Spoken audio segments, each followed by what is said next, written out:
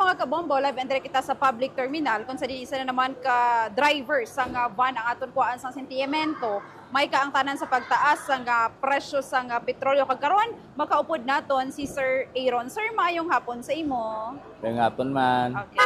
Sir, nagligad nga si Mana, nagtaas ang presyo sang aton nga gatong o kon petrolyo. Isa sunod nga si Mana, sir, magataas na naman siya.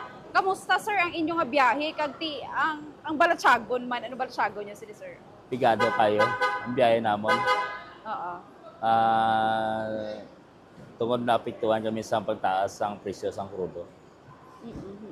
Di kamusta ang inyong biyahe sir? Kapila ka mo magbalik-balik sa kapila ka mo magturno sa isang adlaw?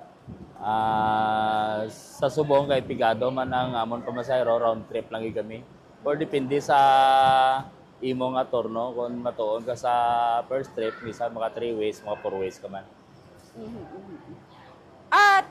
Kamusta sir ang income nyo? Kay ti itong nagligad niya, barato pa ang gasolina. Ti karon sir, kaigo bala ang income nyo sa sulod sa inyong balay, sa sulod sa pamilya. Pila ka mo kabilog ang membro sa pamilya sir? Para sa akon, may duha ka college, duha ka school, kag isa ka bilog nga paborito nga asawa. So, hindi kaigo.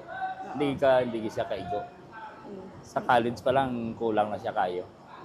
Ang biyahe adlaw-adlaw ba sir, may ara ba sang ati wala kita sa gihapon sa pagsaka sang presyo sang pamasahe? May ara ba pasahero nga nagadugang sang pamasahe nang kabuton niya na lang?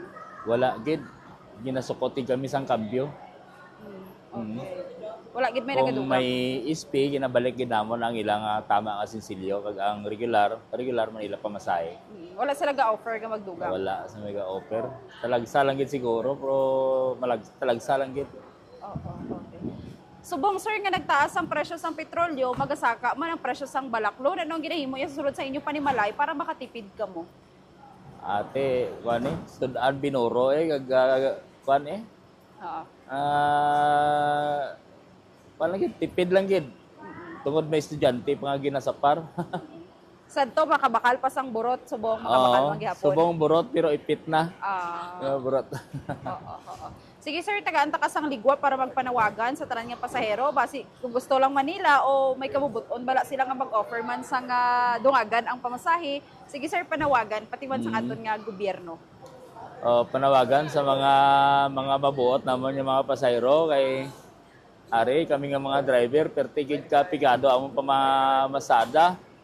So kung may ara ka mga kabubuton nya bisan gamay lang nga bulig sa amon yung mga driver nga mabuhi man amon pamilya. So isa na sa kadako nga bulig sa amon kung may ara ka mga kabubuton lang ay atag sa amon. Oo. Sir, may ara ihatag nga fuel subsidy ang aton nga gobyerno. Anog nalauman mo sini sir? Amo pa nang isa na mo ginapaabot ang fuel subsidy nga iatag sa gobyerno sa amon. So isa na siya kadako mga tabang sa amon yung mga driver. Kung magtupa. Kung magtupa siya. Okay. Sir, madamay ka salamat kag may hapon sa imo. Okay.